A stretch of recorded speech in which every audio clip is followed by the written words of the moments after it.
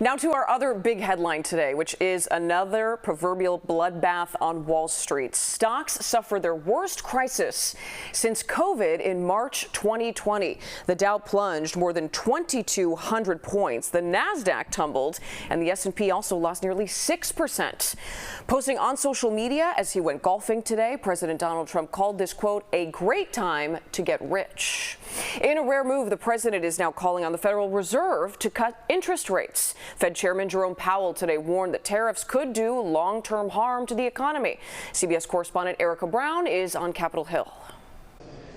The Federal Reserve Chair's warning about the potential impact of those sweeping new tariffs comes as new retaliatory measures against the U.S. sent stocks tumbling after another turbulent day on Wall Street. Federal Reserve Chairman Jerome Powell says President Trump's sweeping new tariffs run the risk of long-term pain for the economy. It is now becoming clear that tariff increases will be significantly larger than expected. And the same is likely to be true of the economic effects, which will include higher inflation and slower growth. Earlier Friday, Trump took to social media, urging Powell to cut interest rates and stop playing politics. Powell says the Fed needs more data on the tariff's impact before making a move. We're well positioned to wait for greater clarity before considering any adjustments to our policy stance. The Fed says it will be monitoring how other countries respond to Trump's tariffs. Friday, China announced a 34% retaliatory tariff on all American products.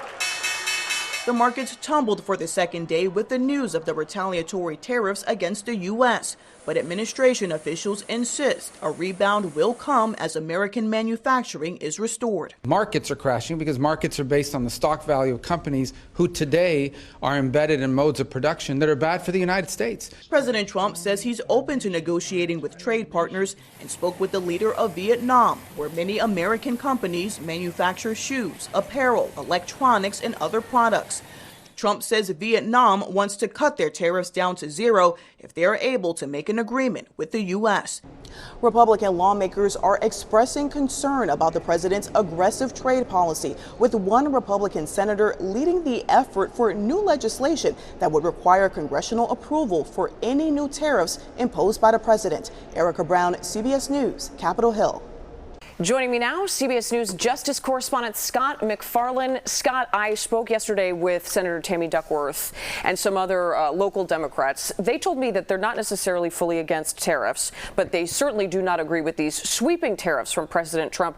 I'm curious if you're hearing similar from other Democrats and what you're hearing from Republicans in Congress. Yeah, sure I am. And these were larger scope tariffs than people expected, much larger in size and impact. That's why the stock market is likely rattled. It's also why the president's own supporters are rattled. Yes, the local Democrats have been critical of what they've seen from the president in terms of all types of economic plans. But the wedge issue here is inside the Republican Party, where you have some of Trump's supporters saying this is just a negotiation technique. This is something he does to cut a better deal on behalf of America with trading partners. You have other Republicans saying, no, President Trump believes in these tariffs and is with them for the long haul.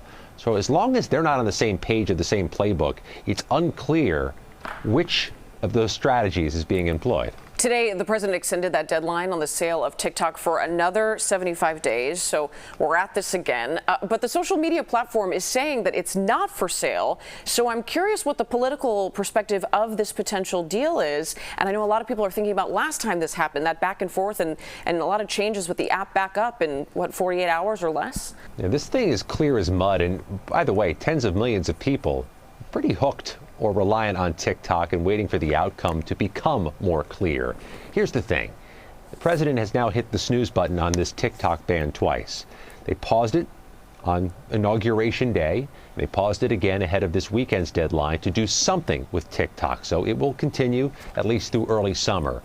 The national security concerns that were behind this possible ban haven't changed. They worry that the China-based owner of TikTok has too much access to U.S. users' data. That hasn't changed. That's why they were trying to execute this ban or a sale. They have 75 more days to cut a deal. But if a deal was easy to cut, probably would have been cut already.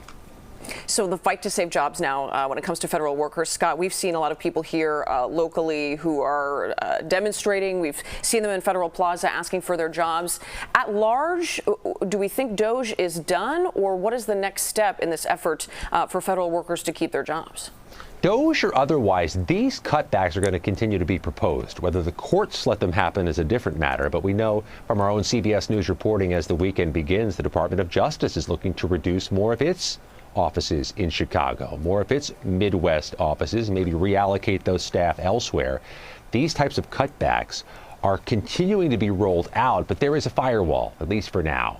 Some judges are saying some of these moves are unlawful or violations, and as long as that firewall is in place, those federal workers will remain, at least in the short term. Justice correspondent Scott McFarland, great to talk to you as always, Scott.